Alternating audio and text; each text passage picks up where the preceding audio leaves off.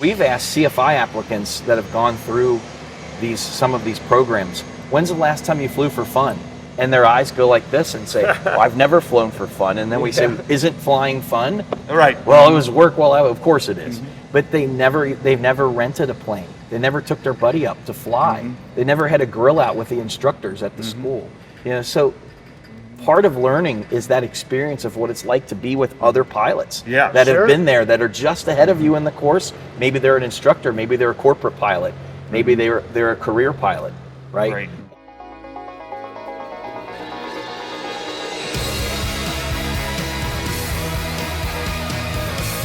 Hello, welcome to the Pro Pilot Playbook Podcast, where we give you the tips, tricks, and hacks to become a pilot faster and cheaper. We're back at Lunken Airport. This is going to be a several-part series where we're going to give you lots of tips on how to choose a flight school, and I think you'll really get some value out of this.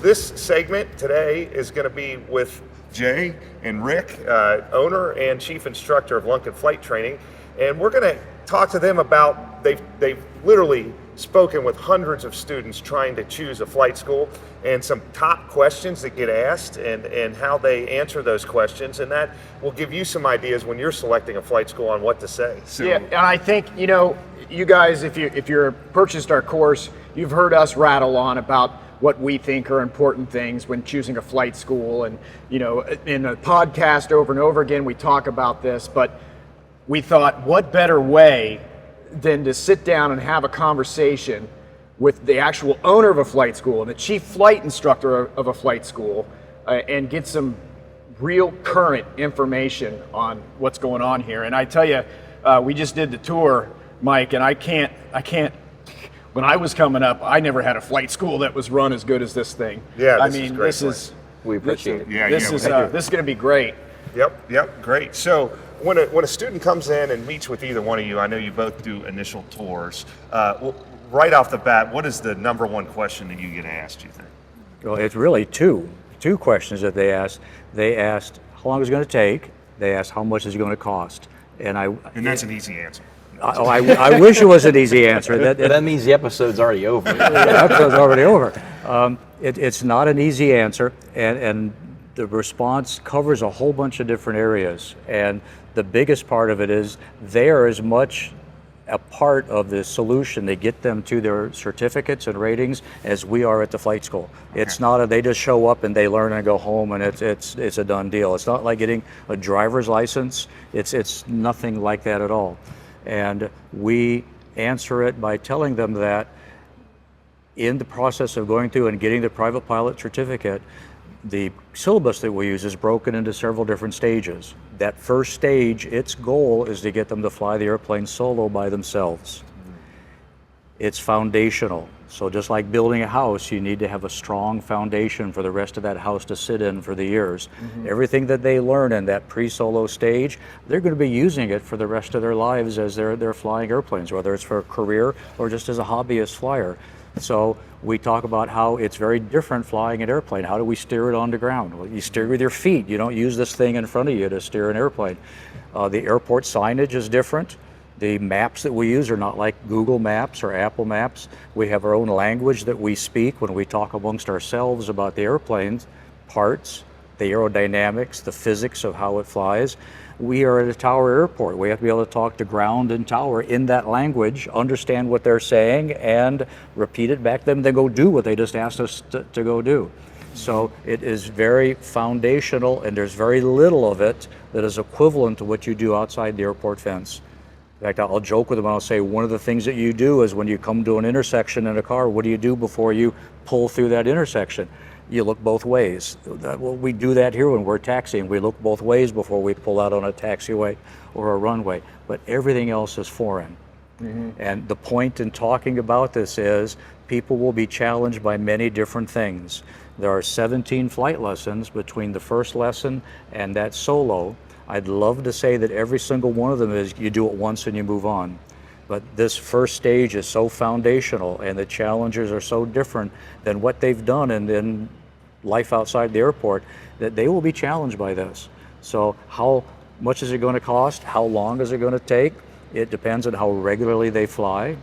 Think about trying to learn to ride a bicycle and you do it once a month for half an hour. Yep. It's going to take you a long time to learn how to ride that bicycle. Yep. So how often can you come here to do a lesson? How well prepared are you when you showed up? Are you doing the ground study at home? We are a Cessna Pilot Center, so we use the Cessna online program through King Schools. So all the ground courses are done at home. So if you're doing 3 lessons a week here, you're doing 3 ground lessons at home during that week. Are you keeping up? Because that's going to feed right into what you're doing here.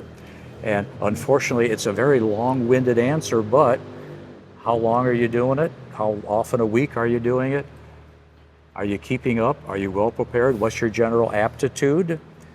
And all of that then costs money, and that's going to impact how often you can do it. I love that you compared it to driving, because I even mentioned this in our course online, that everybody starts from the beginning in airplanes, even if your name was Chuck Yeager. You know, because we didn't sit there for 16 years watching our parents drive a car as a passenger in that car. You know, so by the time you start driving, you already got 75% of it down pat. You have some sense. You know, but yeah, exactly. But in an airplane, we all start from the beginning. Yeah, I've said that for years. Unless you're fortunate enough to have a parent that flew and you flew with them a lot. Right. Yeah. I guess there's that. Yeah. Yeah. So, you know, one thing I find interesting, as elaborate as your flight school is, and all this stuff you guys got going on here that we saw on the tour you gave us, you still do the ground school online, which is something we harp on our people to do, because it's so intuitive and elaborate, these online courses with the graphics and stuff. You know, everybody's shying away from the in-house ground school, like back in the old days, back when, you know, they wanted you to, every Wednesday nights at 7 p.m., so-and-so instructor hosts the ground school. Well, how many Remember times? those days? Yeah, and how many times can you learn to fly? You can have a 16-year-old learning how to fly, and you can have somebody who's retired learning how to fly, Right. all in the same class. What are the odds that that group of 6, 8, 12 people are going to be able to show up from 6 to 8 p.m. every Wednesday for 8 or 12 weeks? Right. And so you're paying for something and you're not getting it. Right. With the online, you can watch Right. it as many times as you want. You can watch it at home. You can watch it out on your deck. You Right. can watch it on a break at work. And that ground school is only as good as the instructor teaching it, who could have missed something or not explained something well, but you're not having that in the video courses. That's great. You guys are doing it that way. And additional value to it is not only can they watch it once and take the quizzes that come with it, but they can go back and they can watch it again. So if there's something they didn't get the first time, they can go back and watch it again and again and again until maybe it sinks in. Now in the program, we do have ground lessons that we treat as checkpoints to make sure they know along the way. But right now, that online training with the King program, it saves about $2,400 as opposed to coming in and having the instructor do each of the ground lessons through the program. Oh wow, you guys actually put a dollar amount, which you figured out. Absolutely, and it goes back to that cost question. How much is it going to cost? Well, if they don't study, if they don't take advantage of those, this digital ground school, this online ground school, and you're basically learning it over and over and over until you have it in your head. If you don't do that, we're happy to spoon feed you at our hourly rate, but we don't want to. We want them to save money on their course. So we've the experts already have that. Those online schools like King Schools, how we use, they're experts at doing that. They've been doing it for a long, long time. That's a plug-in to learning how to fly. It's their digital ground school. They pay a low cost at the beginning when they enroll, and they have it throughout their course and beyond. Once you have it, you can watch it over and over. Even after you get your license, you can review it. Right. And to add to that for those that want to try to get through the program as fast as they can, think about doing the online training at home, that ground training at home. If you weren't doing it at home and you were doing it with your instructor, if you did 3 lessons a week, you might have a flight, a ground, and a flight. But if you have 3 lessons a week where you're doing flight training in each of those and doing the 3 ground lessons at home, you're doing 6 lessons a week. So you're just naturally an accelerated program just by doing that approach to how you're doing the training. Yeah, gotcha. Well, So- and if I could go back to just for a moment on the cost and how long is it going to take, one thing I didn't mention is that people are concerned, obviously, cost and how long is it going to take to get through that. I mentioned that I would love to say they're one and done as they go through the lessons. I do that not to discourage people, but to tell them how tough it is during this pre-solo stage. The good news is once you get past that pre-solo stage and you're into your cross countries and you're into prepping and tuning for the check ride, most of those lessons then are one and done, depending on how well you got that foundation in place. Right. So the pricing, once you get past pre-solo, is much more predictable. When you go on to instrument training or commercial training, those are pretty much one and done. Yes, they have their individual challenges, and yes, probably there will be ones you may have to repeat, but the pricing, what you can expect to pay for the instrument, for the commercial, those are much more predictable as opposed to that pre-solo stage. To me, that's the hardest training you can do. Right. The next hardest training, CFI. Gotcha. Oh yeah, That's- I mean, we've all had those students that could solo with 9 or 11 hours, and then I've taken over students that have been passed along with 4 different instructors that have 60 hours that still haven't soloed yet. Right. I agree 100% that that's a critical time frame of like, who knows, it's a question mark. And the sad thing is, the national statistic is 80% of students who start their private pilot program, they'll drop out. And why do they drop out? They typically will drop out in that pre-solo stage for 2 reasons. One, it costs more than they expected. So we want to make sure they understand going in that this is going to be hard. We won't know until we get into it. So it's harder, it costs more than they expected, and it's harder than they expected it to be. Gotcha. So what would you say, just speaking on averages for the viewers, because I know they're just dying to hear some numbers. I mean, what would you say the average student spends on a private pilot's license? Let's use the 172, which is one of our aircraft back here, as the example for that. So the national average is 65 hours to ballpark to get your certificate. So I don't know the dollar number that would support that, but if you do the math, if a Cessna goes for $185 an hour, an instructor is $60 an hour, you could work the math from that. Gotcha. We have in our intro packet that we pass out, we have it there, and I want to say based on the Part 141 numbers, which would be the 40 or 35 hours, I want to say it's like $10,000, but during the intro, that onboarding with the student, I tell them that they should set aside 25 to 50% more so that they're not surprised, so that they're prepared. Gotcha. If they need it, they've got it. If they don't need it, they can throw a heck of a party once they get the private pilot certificate. Or throw it towards the instrument rating, which is next. Yes. Yep. And there's always something else that comes up. You're going to realize you didn't like the $200 Amazon headset, so you go ahead and drop the money on the Bose, and you know the examiner that you thought you were going to get for $700 now wants $950. You know, there's Or the always fancier iPad that comes out. Yeah, for exactly. that. Yeah. So, and in fact, there are, when we talk about how much is it going to cost, be sure when you check with the flight school that you have uncovered all of the potential costs. Some costs may not be publicized as well as perhaps they should be. So is it a dry rate for the aircraft versus a wet rate? Do they require that the students carry their own separate rental insurance, or are you covered under the flight school insurance? We've had examples here where people have come to us and say, well, your airplane's a little bit more per hour. I see it's $20 more an hour.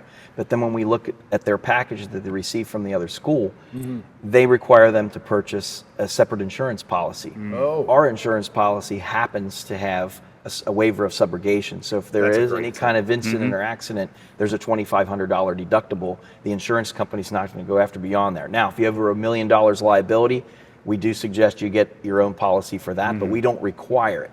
So if you take the annual policy of what AOPA or another provider is for a year For renter's insurance. and you divide it by the number of hours it takes you to get your private pilot certificate, it's actually less expensive in ours in a lot of cases, we figured out. That's a very good pitfall, because a lot of people are probably just looking at that straight hour. Okay. When you're comparing these sheets that you get from these schools, every organized flight school is going to give you some kind of folder or packet with the pricing on it. Look at how many hours are included in their private, right? So sometimes you have a price that's $3,000 or $4,000 more than another school. There may be a reason for that. Maybe the aircraft they use is a 172 versus a Diamond DA-20. There's an operational difference. That could be a little of it. But some flight schools only will quote the FAA minimum, 35 hours for 141, 40 hours for Part 61. Right. Some flight schools will know, hey, we know this syllabus is going to be 55 hours, so we'd like to quote you a more realistic number. So see what they're quoting you so you can compare apples to apples. And that's exactly one of the things, and maybe you already had that in your hip pocket you wanted to put in this video, but that is like one of the main reasons we even wanted to make a video like this, because people don't know what they don't know when they're walking in to talk to these flight schools, and you don't know how to compare stuff. So something as simple as that can make a huge difference. And the insurance thing you were just mentioning can make a huge difference in folks trying to figure out what they want to do, which flight school they want to go with. Right. All right, well, we talked about, you know, how much this thing costs, and you know, we understand that in the beginning it could be different for, like I just mentioned, the student I had, it couldn't solo till he was after 60 hours. You know, obviously that guy's cost is going to be 100% different than the, you know, the kid that shows up and solos at 11 hours. But how long, do you have any kind of average on, we're just talking about the private pilot certificate, that first rung on the ladder of your journey to become a professional pilot? I mean, do you guys have any kind of average on how long it takes? And of course, this is a meandering thing here too, because if somebody's trying to fly once per week, which is something Mike and I are always telling people, that's no way to learn how to fly or learn how to do anything. 1 hour once per week, I mean, it's going to take you forever to do anything, whether it's learn how to do a pogo stick or a hacky sack or fly an airplane, drive a car. But I mean, what are your students? You guys now, you have, you know, kind of you have a couple different programs here. You have more of an accelerated training thing, and then you have kind of people doing their own pace.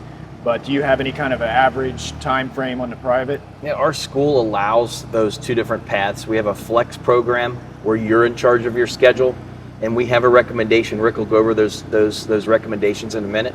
Our flex program is you're in charge of the schedule, you call the instructor, because maybe you want to do this as a hobby. We'll accept you as a student. We're not a university where they schedule you. But we also offer our PATH program. You will fly minimum of 5 times a week.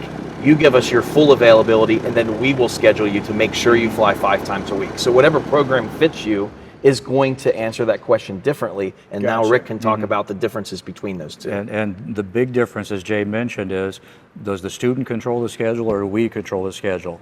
And when we control the schedule, that's our definition of accelerated. We're not a pilot mill. We're not trying to push people through to get them through as quickly as possible. We talked earlier about the example of taking a sponge and dipping it in water. Sure. If it's a quick dipping out, how wet's the sponge going to be, as opposed to let's let it sit there for a while? It's going to be a much better pilot. Our goal, and this is a question to ask the schools, our goal is to provide collegiate level training. We want to make you the best pilot that we possibly can. We're not interested in just turning it around and get you out the door and taking your money. We're passionate about making really good pilots. We understand the need in the country, in the world for that matter, for pilots. We want to make sure we're turning out good ones, because we're going to have our loved ones flying on the planes those people are piloting. So it's important to us. So from a flex program point of view, where the student controls the schedule, we recommend a good sweet spot is about 3 lessons a week. Well, if you think there's 17 lessons to get to the solo and you do every one and done, well, that's 6 weeks. Now, is it one and done? No, so we know it's going to take longer than that. So in the PATH program, where you're doing 5 lessons a week, you could potentially, if you go through all one and done, be doing the solo during the beginning of the 4th week. Okay. But that is so dependent, like we talked earlier about, what are the challenges people will face during that first one. The weather, the first stage. Weather, aircraft maintenance, aircraft whether it's scheduled or availability. unscheduled, right? People get sick, you know, so it really depends. What we're telling people in the PATH program right now is that plan on 15 weeks calendar to get your private pilot certificate. Okay. And then what do you guys, what kind of timeline do you tell them on instrument rating if they're in the PATH program? Pretty much the same. Okay. Well, actually, we scale that back. It's probably going to be closer to the 10 weeks because the instrument program is one and done. But usually when people come in for the instrument program, they are not interested in getting this as quickly as possible. Have they learned their lesson from going through the private program, that they understand that yes, there are going to be challenges, but typically it's usually people coming in for the private program, how fast is it going to take me to get through? We've had a couple come in at the CFI program, how fast is it going to take me to get through? Well, it's really dependent upon you for the CFI program. And our program is private, instrument, commercial. CFI II. Those 5 certificates and ratings. Everything else is an option later on, but our PATH program includes that. We try to advertise 12 to 14 months. There's a happy All the way medium. through. Oh yeah, for all the way through. 12 to 14 months for those 5 certificates and ratings. And we believe there's a sweet spot for doing it too fast and doing it too slow. Okay. If you do it too fast, Yeah, I suppose. you have that super accelerated program, a lesser number of people are going to get through that successfully. You're going to have a higher dropout rate. The prodigies are going to get through. The people that grew up around their parents flying are the ones that just pick it up with a perfect knack. Right. They'll get through that. Okay. We want to have it where there's time to at least enjoy doing it. We've asked CFI applicants that have gone through some of these programs, when's the last time you flew for fun? And their eyes go like this and say, well, I've never flown for fun. And then we say, isn't flying fun? Right. Well, it was work of course it is. But they've never rented a plane. They never took their buddy up to fly. They never had a grill out with the instructors at the school. So part of learning is that experience of what it's like to be with other pilots that have been there, that are just ahead of you in the course. Maybe they're an instructor, maybe they're a corporate pilot, maybe they're a career pilot, right? And everybody hangs out at the airport, and you can pick up those experiences, stories, camaraderie. That's all part of learning to fly as well. If you came down and hung out in our lobby, people are going to recognize you guys. They're going to talk to you. They get excited. But if they're just tunnel vision on getting in, getting out, they're not even going to notice that you're there. And that's the part that I miss. Because when Mike and I have known each other for 25 years, and we've known each other as acquaintances for a long time too. But we used to fly King Air back in the early 2000s. Oh, it was great. And part of the trip, part of the experience of doing the trip was enjoying the trip. Yes. Not just the flying and getting everybody there safely. Yes, But totally. but where are we going to have a nice dinner? And hey, we happen to be at the beach at this hotel. It's kind of nice. Hey, let's go down to the hot tub, right? Yeah. But when you back that up to the education part, it needs to be fun and educational. It shouldn't be such a chore that's cumbersome, where you feel that that's all you're doing in life at that moment. Of course, when you're flying, that you're concentrating on that.